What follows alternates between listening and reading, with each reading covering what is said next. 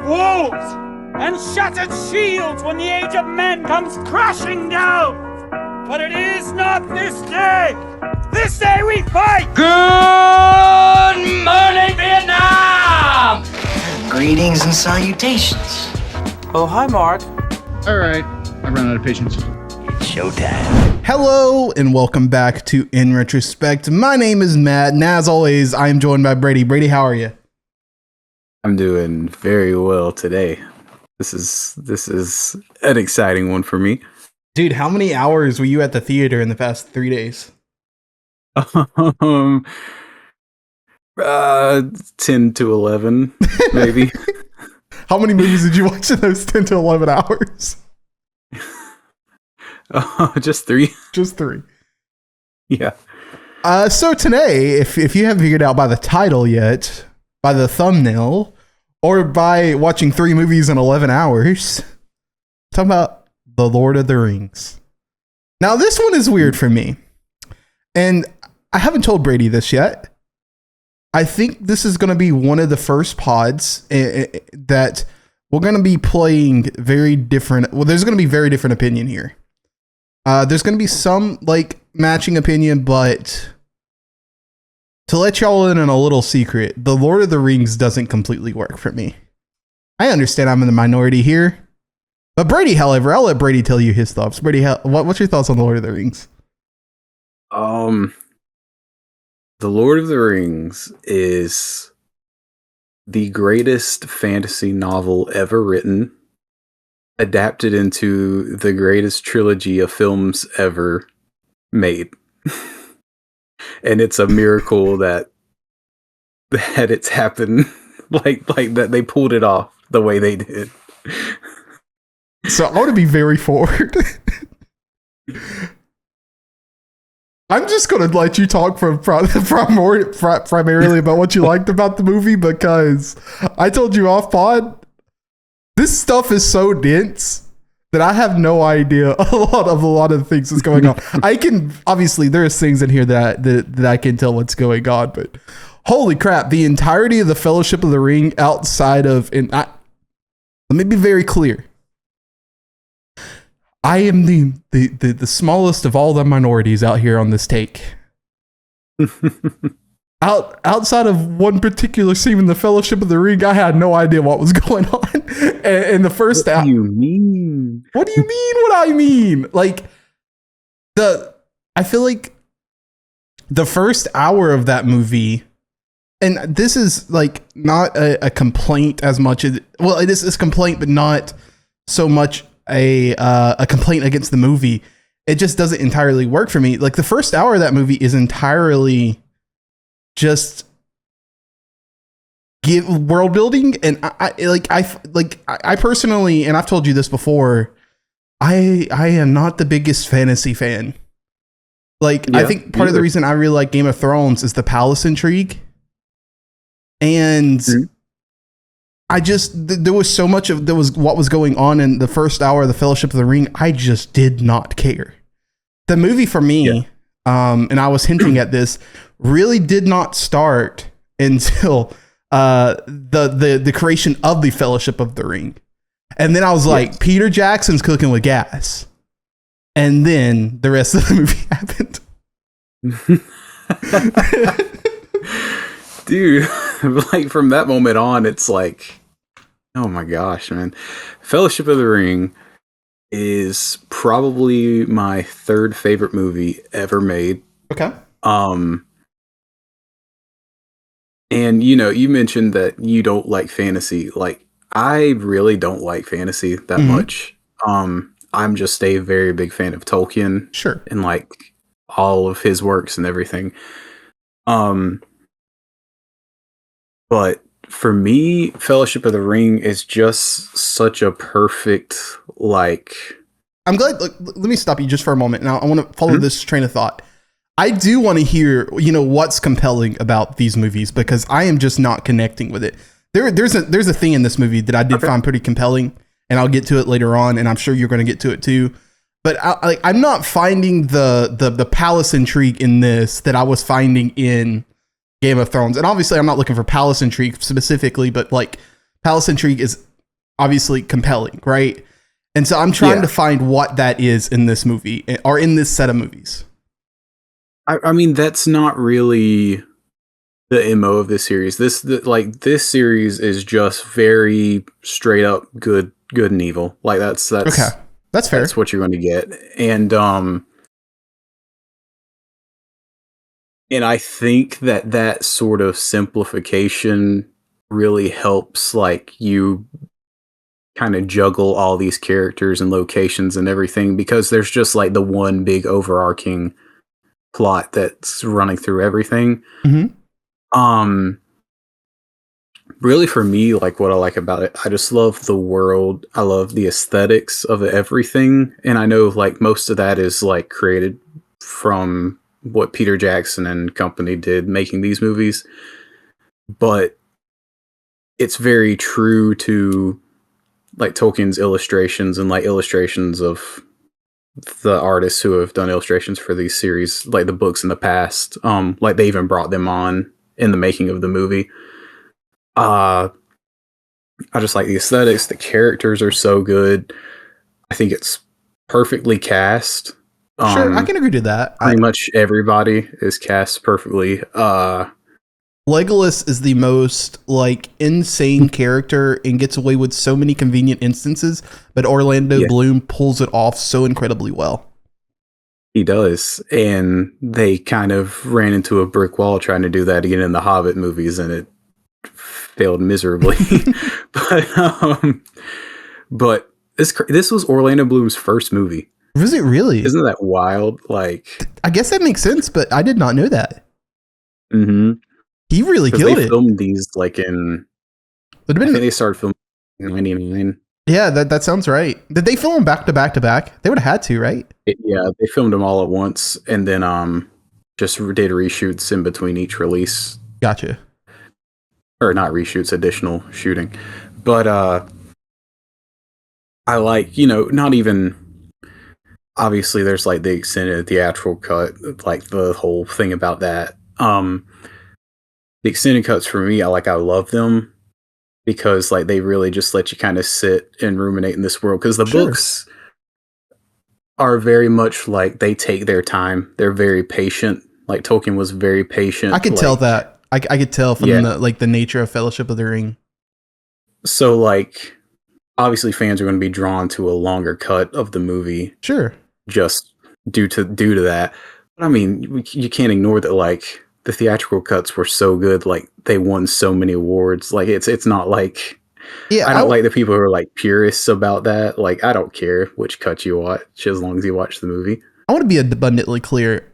The things that you're going to hear me say on this podcast is going to make it sound like I did not like these movies. And to be very transparent with everyone, like I don't particularly love them, but in no way am I saying that these movies are not well made at all. Like, I just want to be abundantly clear.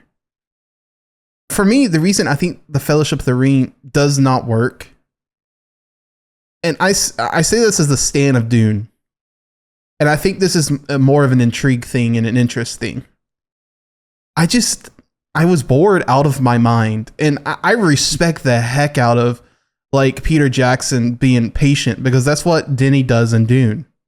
It's really patient. Like it just allows the story to be the back burner while he's setting up all of the world building is what's going on. And I respect Peter Jackson for doing that, because I can't think of a movie outside of Fellowship of the Ring that would have came out before that movie that did it in this way. That did it as expansive as Peter Jackson did. But all that being said, I don't know if it's because I watched these movies with the eyes from 2024. I really wanted to like these movies in a way that I like movies that I crapped on in the past and realized I was very wrong about. But it just, the Fellowship of the Ring just did not pull it together for me. Again, I really love the establishment and like around that fountain. And it's in Rivendell, right? Oh yeah, Council of Elrond. Yeah, I love that scene. Dude, I was ready to run through a wall, and I think that's part of the reason you're going to find out in a moment. I really love the Two Towers, but Dang it, the Fellowship of the Ring. It felt like it was just spinning its wheels for me. Like it just never could catch traction. Yeah, I mean, I can get that maybe like the Shire stuff, like the beginning, Sure, where absolutely. it's really just kind of like That was the worst part of the movie ruminating in for me, for world sure. and everything. But like, man, once they leave the Shire, it's like pretty nonstop. Well, here's my thing, and you kind of said this earlier because I asked you, what's the compelling element to this, and you said it's good and evil, and I'm okay with that. I just expected it to be more. I expected it to be like something under like the surface level, and I just couldn't find anything to connect to, and I almost wonder again if that's not the 2024 eyes watching it, and it just wasn't there for me. Now I will say this. Boromir. Holy crap, Sean Bean is the best to ever do it, I think. Dude, he's so good in this movie. He might be, outside of maybe Sam, my favorite arc in this entire trilogy. Really? Yeah, I mean, there's three that's really close. And I'll talk about the third one a little later on, so I won't give it away. But yeah, I really liked Boromir a lot. And I'm glad that they chose to actually provide stakes in that first movie with him. Yeah. Yeah, everything with him is so good. Like, they really use that character as a way of like, I like how they set up each member of the Fellowship and their interaction with the ring and the effect it has on them and stuff really shows you, like, they use that as a way to like showing you the heart of the character. Like, of course, Boromir's like instantly corrupted by it. Oh yeah, for sure. Like, and that's just showing you like the weakness of men and like why why we're in this situation in the first place, pretty much. I'm glad we're here about the weakness of men, because I do think that's one of the most compelling things about this movie.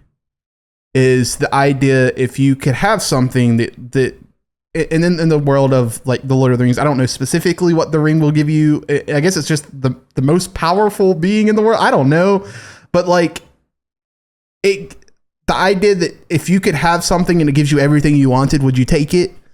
But the problem with that would be, what's the consequences? That was really compelling. I felt like we didn't there was not enough of that in the backbone of this trilogy for to keep the cohesion there. And I really felt it in the Fellowship of the Ring. I really felt it in the Return of the King.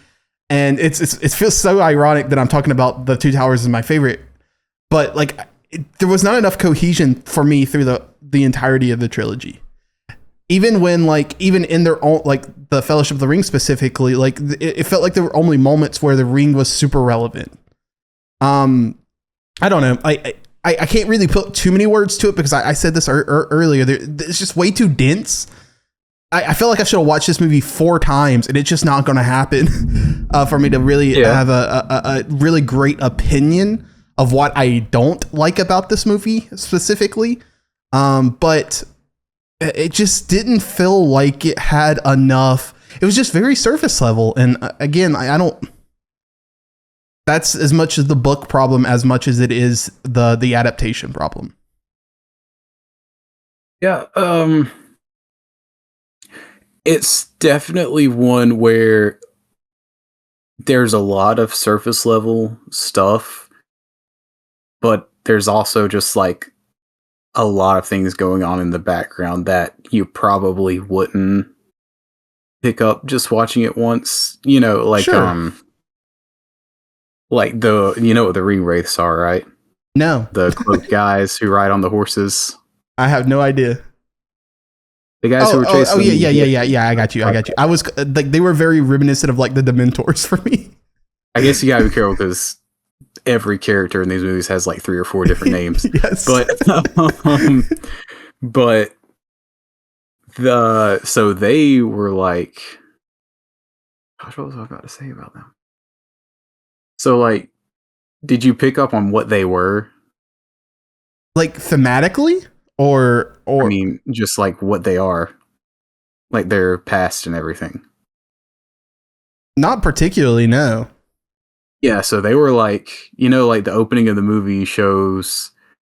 Yeah. These rings were given to these people. These rings were given Sure. to these Yeah. people. So they were all the kings of men who got the rings initially, and then Sauron was like, "Hey, I can give you more power if you take this ring I made for you." And then they're like, "Okay," and then they all fell, and that's what they turned into. Like those are the original Right. kings of men and stuff. Okay.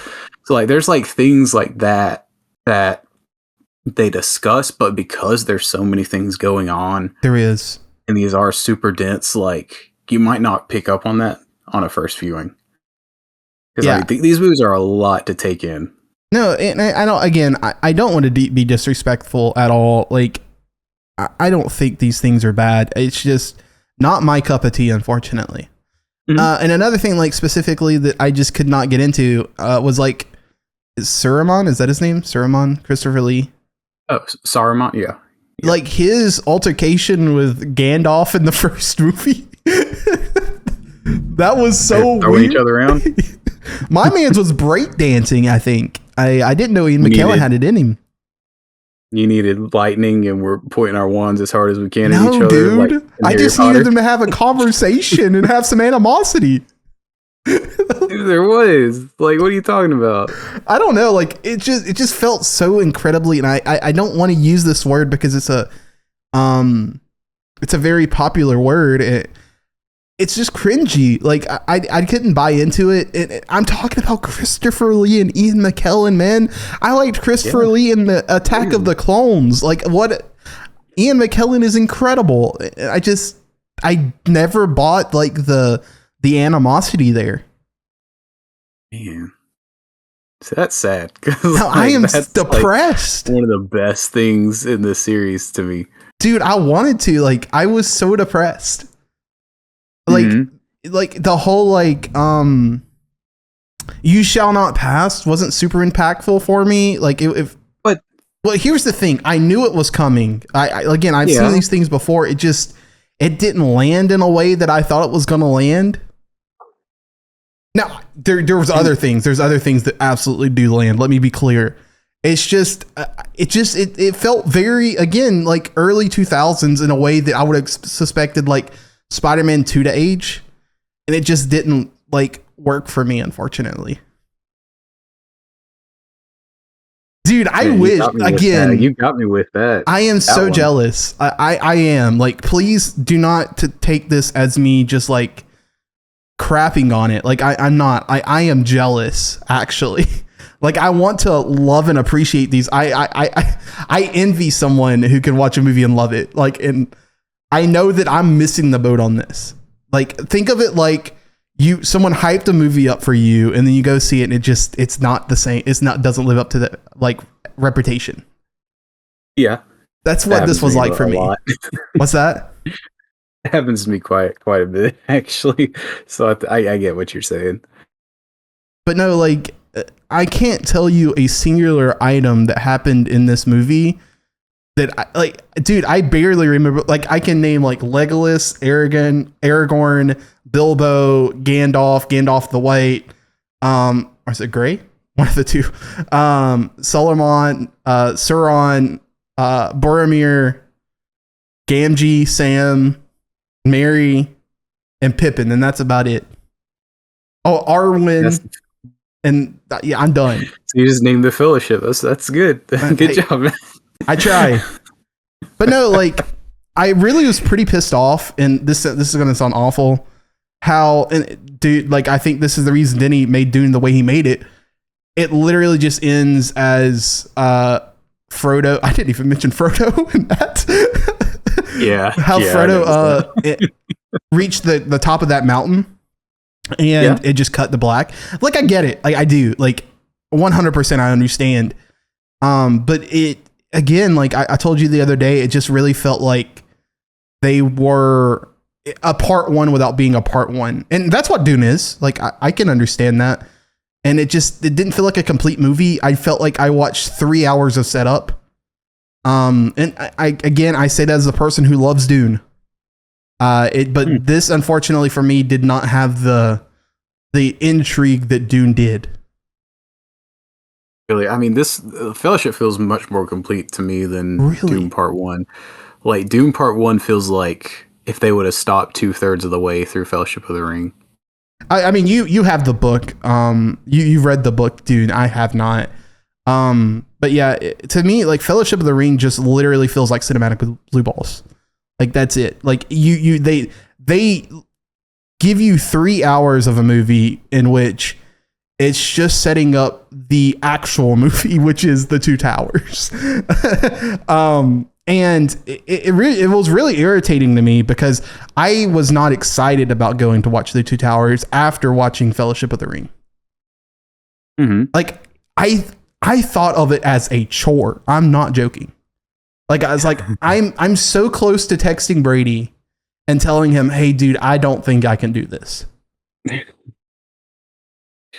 This is going to be interesting because Two Towers is my least favorite. Well, I think it's the most commercial. I could totally see that. Yeah, I mean, not like these are all 5 out of 5 movies for me. So, like, saying it's my least favorite, is it really? Well, I think it's the Toy Story 2 effect, and I personally I'm not a massive fan of Toy Story 2. It's my favorite Toy Story. It's the most commercial. Well, actually, probably not anymore, but it used to be. No, for me, The Two Towers, it literally had so much better pacing from the first 5 minutes of the film because there was actually something I was interested in. The Fellowship of the Ring didn't really like develop that until like the very end of the movie, and I was like, okay, now we'll start the movie. Let's actually get somewhere. And for me, the Two Towers literally took that and ran with it in the same way that Dune Part 2 did. And it was very entertaining the entire way through. Like, I was locked in. The only time in The Two Towers that I wasn't super interested is when Pippin and Merry were hanging out with Groot. Like, and I just didn't know what was going on. Man, that stuff's great. Treebeard's so funny. Dude, like, that just felt like such a different, I mean, in a very expansive world, it felt like such a different movie to me. Uh-huh. It was so strange. Yeah, I guess we'll sort of wrap Fellowship, but like, yeah, it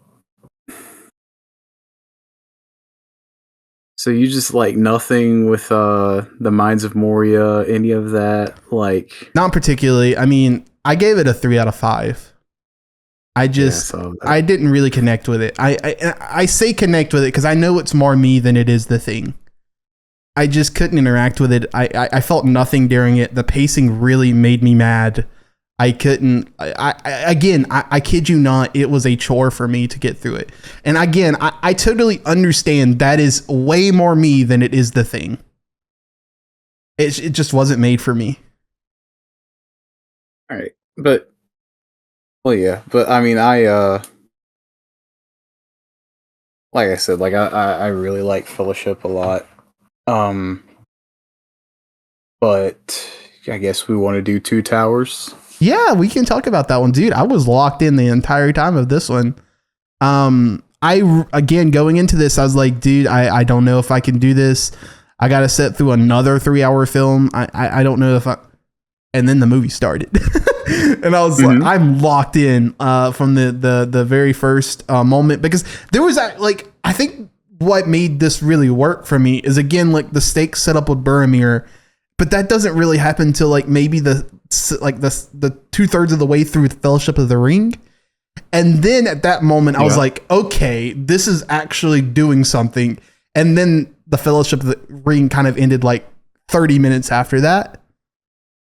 And then, so when I started The Two Towers, I was kind of expecting more of the same. And you and I kind of talked about this off pod.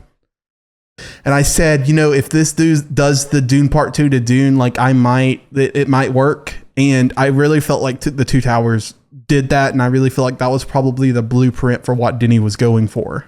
Because this movie actually starts off and doesn't really stop until like maybe the last part of the second act.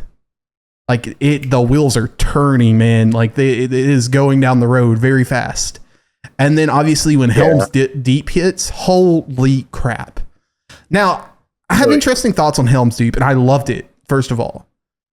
But again, watching it in 2024, it's interesting to hear people talk about that, how that's still the prestige level thing we're going after, because I don't know if I just haven't watched it enough, but I like some of the other stuff in Game of Thrones. Like I really do more, but really, that could also just be my connection to the characters. That's also very possible. Yeah. I say that as a person that would still give Helm's Deep like a 9.7 out of 10.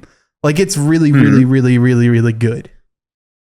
Yeah, it's like Game of Thrones, but like if you could see at night in Game of Thrones, you know, you might be onto something. So I'll play devil's advocate a little bit about Lord of the Rings. I think part of the reason that I couldn't really get into it, and that I would defend Game of Thrones here, is I knew the characters, whereas the orcs didn't really do it for me, my man. It just felt very Marvel. And I say that like super lightly, like super loosely. Like I know that this is so much more deep than that. And I'm just not familiar with what the orcs offer here, but they were just very much an enemy to fight. And I couldn't really buy into that. I wasn't really interested in it at all. Again, that goes back to the good versus evil thing. It just didn't connect with me in that way. And I cannot stand just a faceless villain.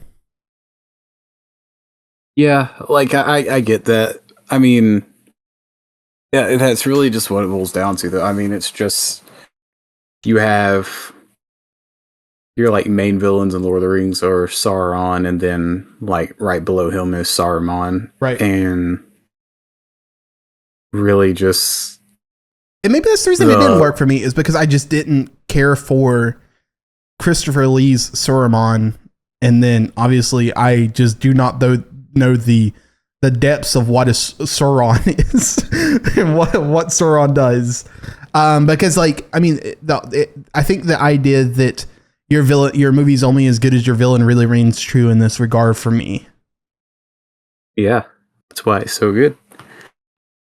Well,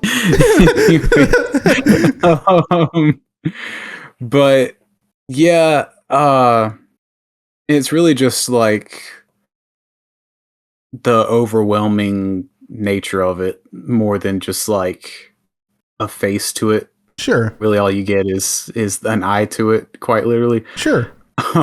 But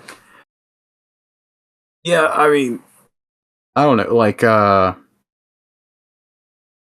don't remember much of Game of Thrones. I'll be honest. I'll help you remember Game of Thrones if you help me remember Lord of the Rings. What are you trying to mine at right now?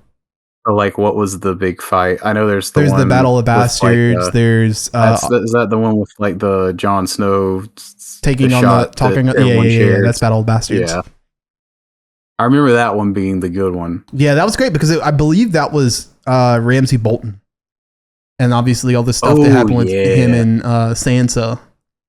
So that was a little bit personal. And see, right there, that's the thing, right? Hot take. Sure. Don't think he was a good guy.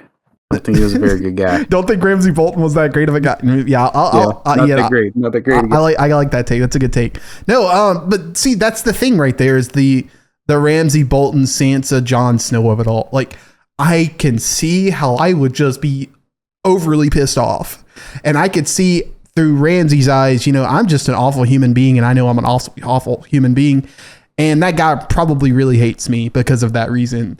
And so we're going to fight.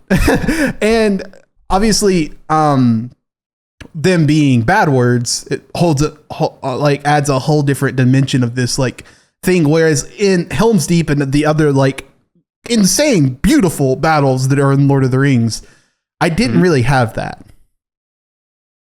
Yeah, like, see, for me, I think, you know what? I might crack this a little bit. Sure. So you mentioned like Marvel stuff.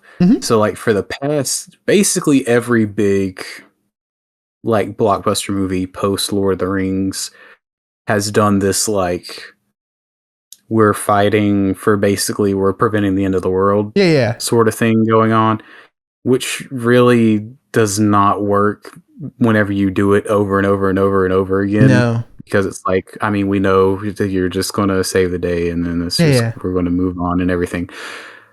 But just like, I feel like The Lord of the Rings is the only series that really sells that idea. Yeah, that's a good take. But it's been tried to be replicated so much since then that but this is the only one where I'm just like, it really feels like the odds are stacked up against you. You know what it made me think of watching it, specifically watching The Two Towers, is it made me think of a video game. It's a very much a video game in the sense that like we're going to beat this boss and then we're going to fight the next boss. At some point we're going to fight the bigger boss. And that's what it made me think of. I wonder where that came from. Me too. Now I will say, and I think this is a really good moment to talk about the person who really made me interested in watching this last movie. Probably the title character of the last movie. Viggo Mortensen's Aragorn. The Two Towers made me a fan. Now, I don't know that I completely I anticipated loving Return of the King a lot more than I did. But The Two Towers, dude, I could just watch Helm's Deep and watch Viggo Mortensen's face the entire time. What's weird about it, and I'm going to take what you said out of context, the good and the evil, like he's very much written in like a Captain America, Boy Scout, very traditional measure of the perfect, like, for lack of a better phrase, Mary Sue of a character. But Viggo Mortensen kills it as this character. Yeah. Like he really, like, even though he's the most Boy Scout character out there, unless I'm just like not aware of something, he still feels rough around the edges, but still very true to what he actually believes, and which is pretty much in line with what the good boys, the Fellowship of the Ring, agrees. Mm-hmm. And I think it's really difficult for an actor to be able to bring depth to a character who's written in such a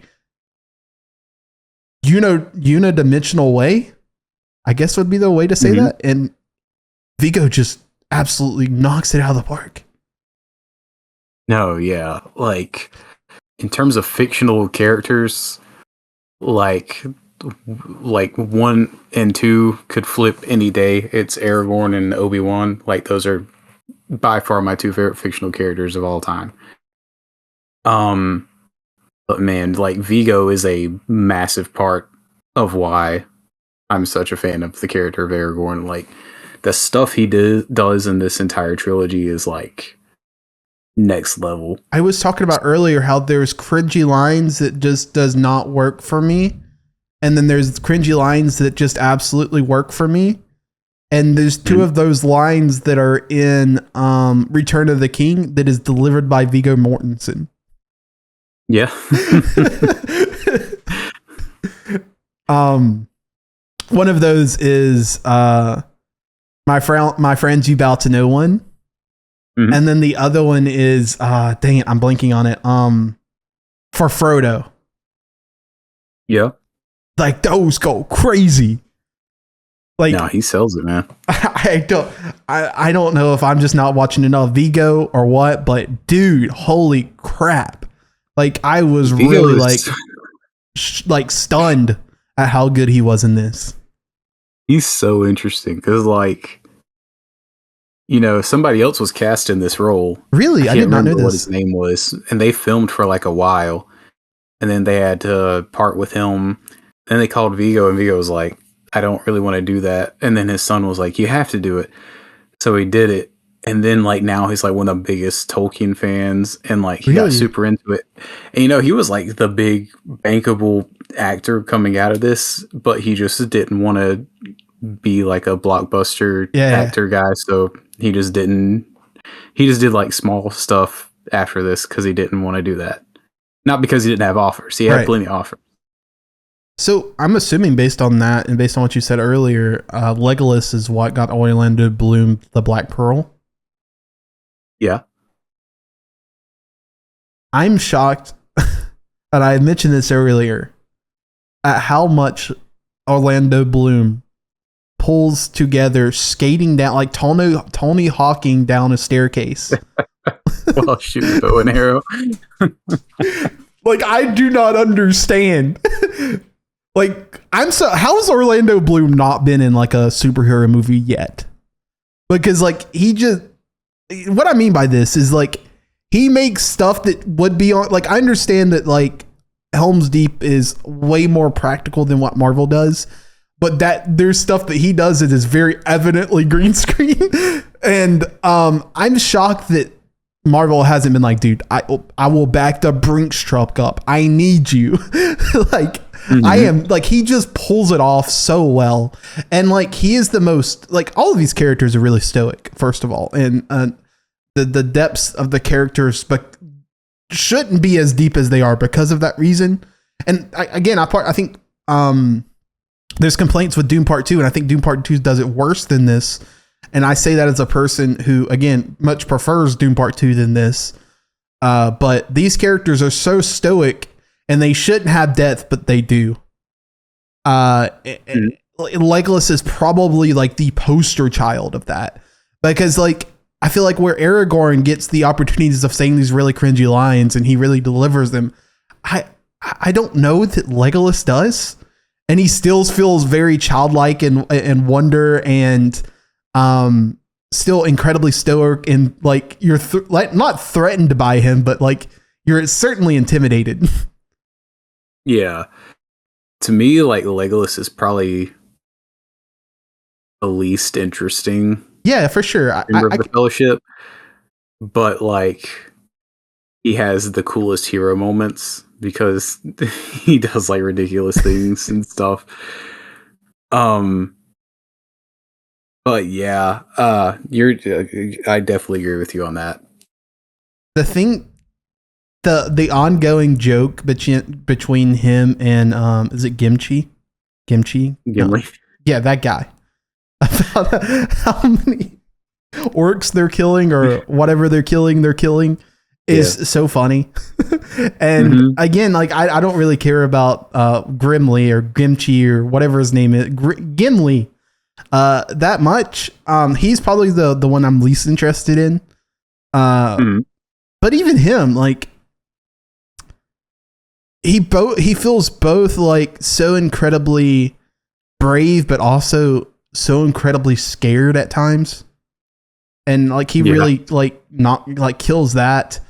I don't know. I really loved how specifically, and I said this was my favorite part of Fellowship of the Ring, how each of the characters have their own specific quirks. And like, I don't feel like they're a stereotype by any means, but they're certainly like, they're the archetype 100%. Like a lesser movie would have made them actual stereotypes. And that's one thing Peter Jackson certainly didn't do with these characters. No, they're all very unique. And that's another thing that I think some movies struggle with now is like they use archetypes and just like stuff like that to kind of distinguish each character. And these movies do a good job of just like just doing that in a way that most movies don't. Yeah, I think an interesting thing that I really noticed is there's a lot of overlap in interest and like just dialogue and the way people talk and the things people know about in these movies. Whereas I don't think you get that in like today's movies. Right? Does that make sense? Like, yeah, they have to really, today's movies really go out of their way to make the characters so incredibly like different. So it feels like you're watching a bunch of different characters as opposed to just a cast of people. And this one feels so incredibly lived in because of that. Now, the characters that I'm least interested in, and this is probably the reason I don't know, that Lord of the Rings completely works for me. And I know this is going to get weird. And I am again voicing that I am aware that this was not made for me, and I am in the vast minority here. I do not like Frodo. Me either. Okay.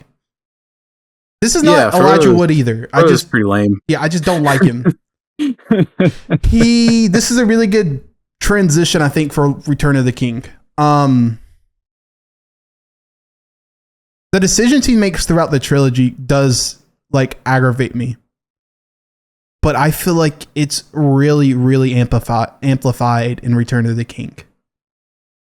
His character specifically really irritated me through Return of the King. Especially with the bread thing, and this is one part Sam, 2 part Frodo. When Smeagol / Gollum / Andy Serkis throws the bread over the cliff, Sam knows he did not do that. He knows that he did not eat it. Yet he proceeds to walk down the staircase, and once he finds the bread, he's then like, oh, and then he goes back up. Now, the part that really bothers me here is Frodo being like, I'm going to try. I hinted at this earlier. If they're all human and we're all like bothered by this ring and impaired by this ring, what's different with Frodo? Let's start there. I think this is a good place to like unpack this. Is there something I'm missing? I mean, he's just like the purest of heart, pretty much.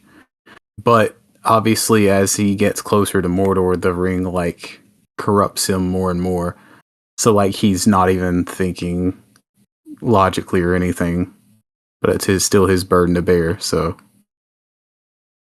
maybe that's one of the biggest like issues I have with it is like I don't know that feels so loose. Like I say that as a person who the Chosen One is using in so many different movies where it's like this one particular person has to do this one particular thing, otherwise it does not work because the prophecy said so, because the author said so. I just don't know that this one works for me. It just feels like a very weak thread in the sense that like everything else is so incredibly dense, and I feel like the idea that, because I don't know this super explored, because I was oftentimes so confused as to why Frodo was the one, because like, obviously I don't think Tolkien is trying to literally write the words that you're the chosen one, Tolkien, you're our only hope. Like I don't think that's what he's trying to do, but I didn't really have a connection to Frodo in the same way that I'll have like a Luke Skywalker or even like, it sounds really weird, but like a Paul Atreides or an Anakin Skywalker. Like I didn't really have that, or Harry Potter. Like that just wasn't there for me for Frodo. Do you okay. Do you have any issues with that at all, or is it just me? I mean, I don't think it's really a problem with the character. I just think that he's kind of not really put into a position to be a super interesting character, just because, I don't know, if he had some of like the, I don't know, like maybe like personality or things like that. What's weird is that I feel like Sam is that guy. Like that's what I feel like at the end of this movie. Sam is that guy. Mm-hmm. And that's the most like thing that has me like, the Return of the King let me down. It's because like there's something between those two characters that just does not land for me. Between what? I'm sorry? You mean between Sam and Frodo? Yeah, like what?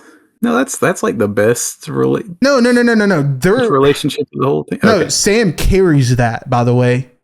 Sean Astin carries that.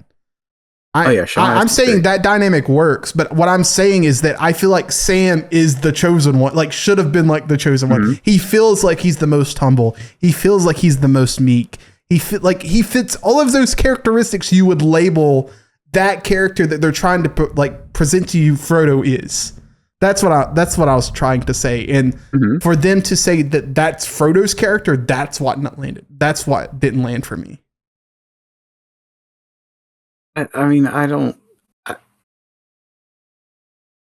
think you're like trying to search for like a deeper meaning that wasn't really going to be there anyways. I don't think I'm looking for a meaning. I'm just saying that I feel like the characters specifically are written in such a way that like Sam feels like it's that person as opposed to Frodo doesn't, which takes away from the whole like impact of what Frodo does.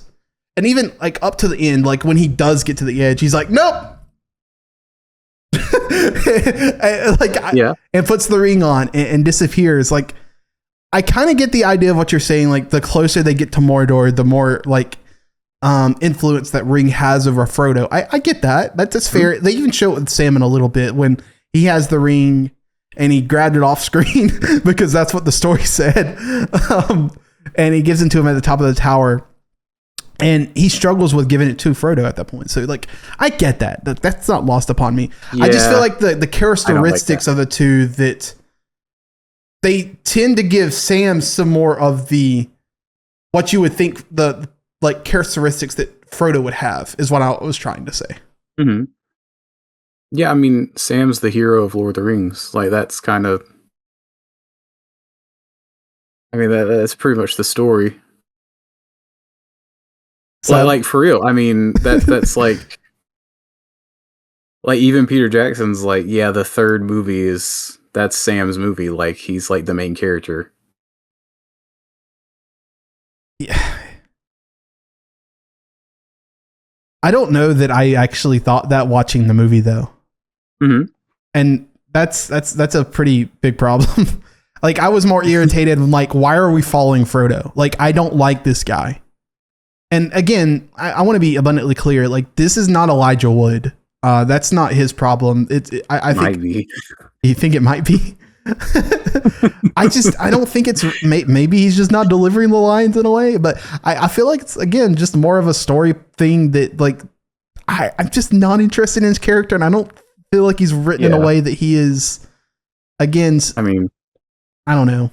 To me, like that's the Luke Skywalker syndrome. Like I really don't care about Luke Skywalker that much, even though I'm a really big Star Wars fan. Like, to me, like, because all the characters around him are so much more interesting than he is.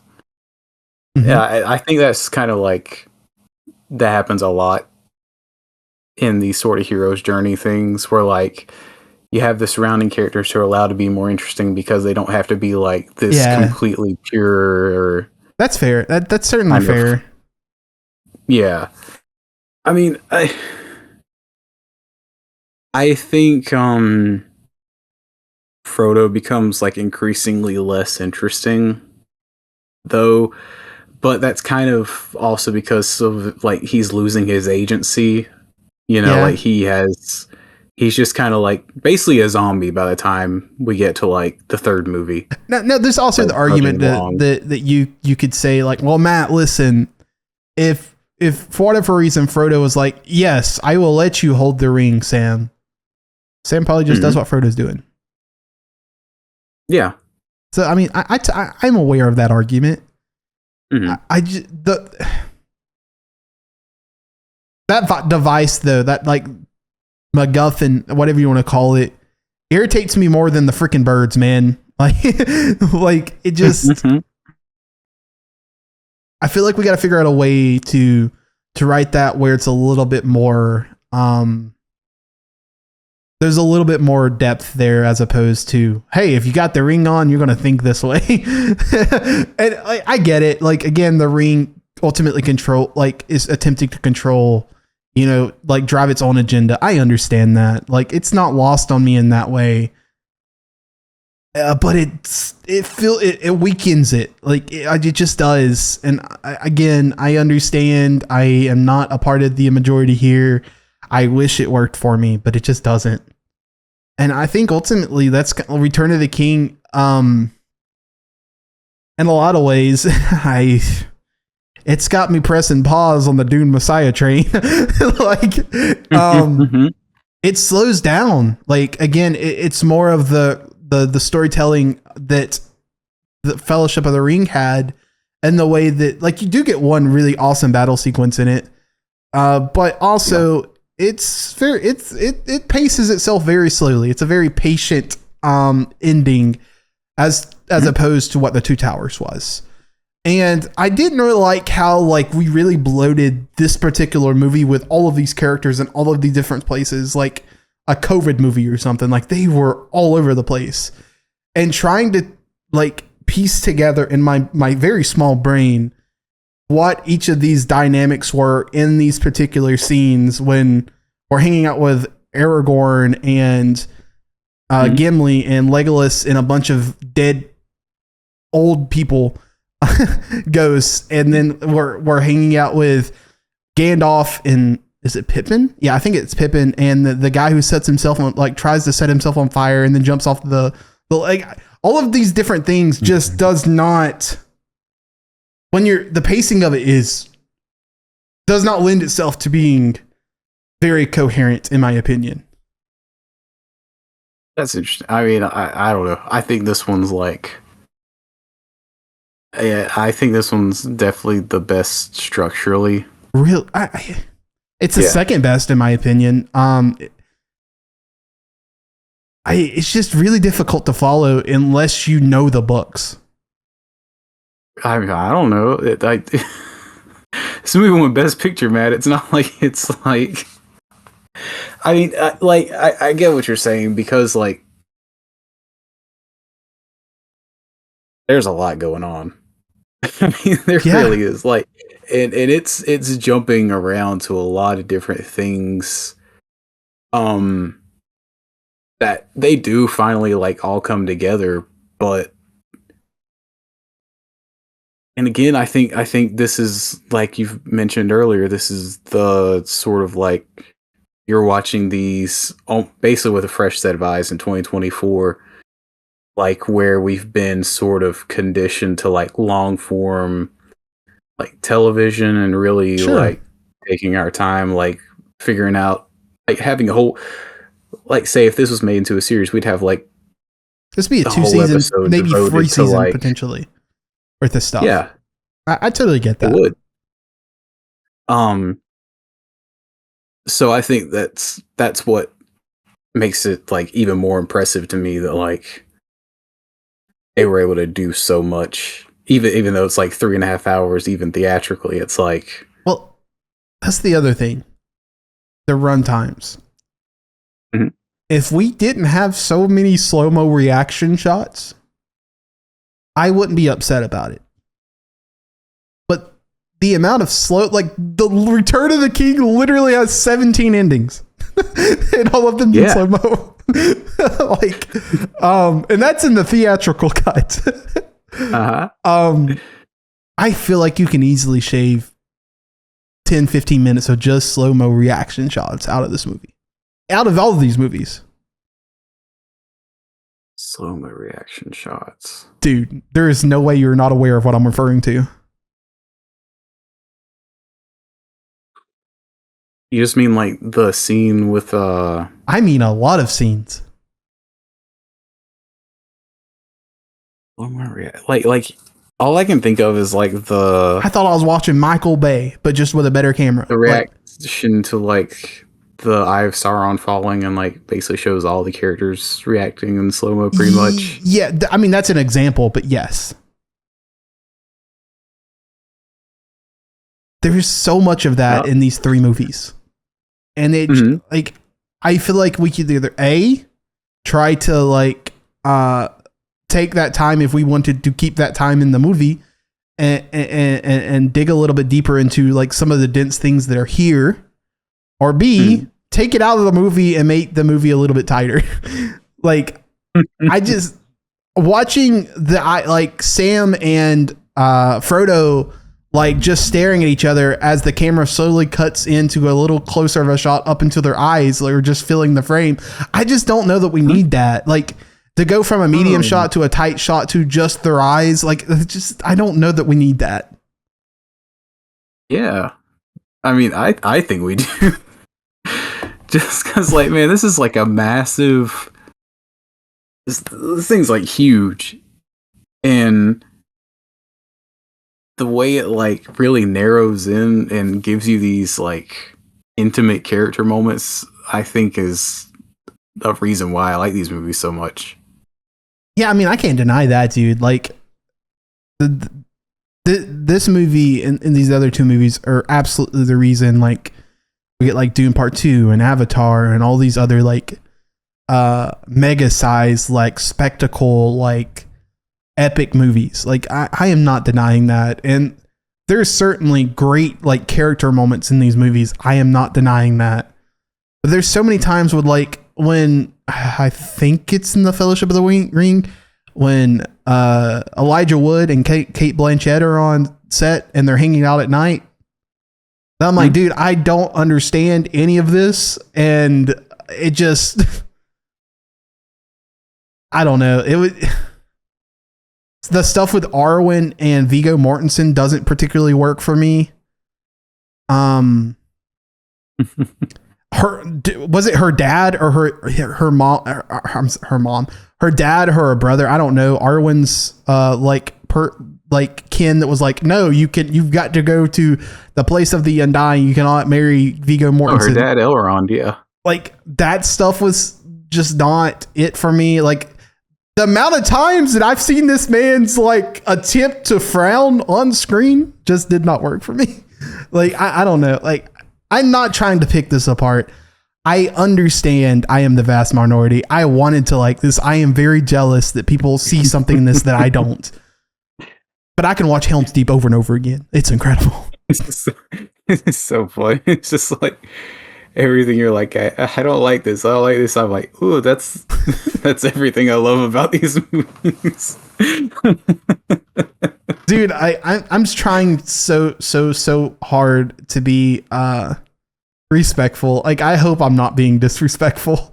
Like I just it doesn't work for me. I mean, like this is probably the most beloved trilogy of movies ever made. So I don't think you're hurting it too much by being a detractor. It just, I mean, you know, like we just talked about like 3 weeks ago, Mad Max Fury Road. Yeah. I don't like Mad Max Fury Road, and everybody universally loves that movie. That's and fair. It just doesn't work for me. Yeah, I don't know. It just happens.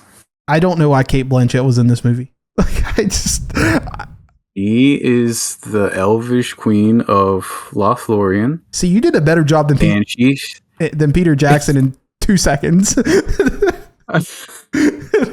And when they go there, Frodo goes and he sees the future, or at least a possible future of what could happen.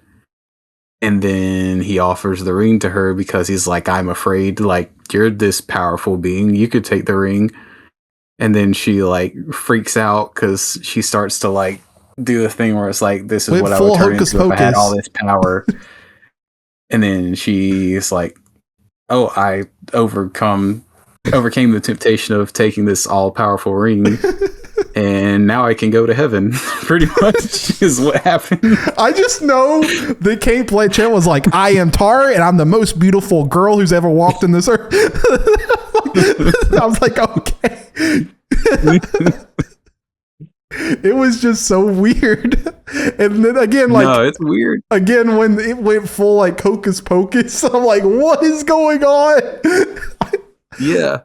I mean, it's basically just like, does the theatrical cut do that with Gandalf as well?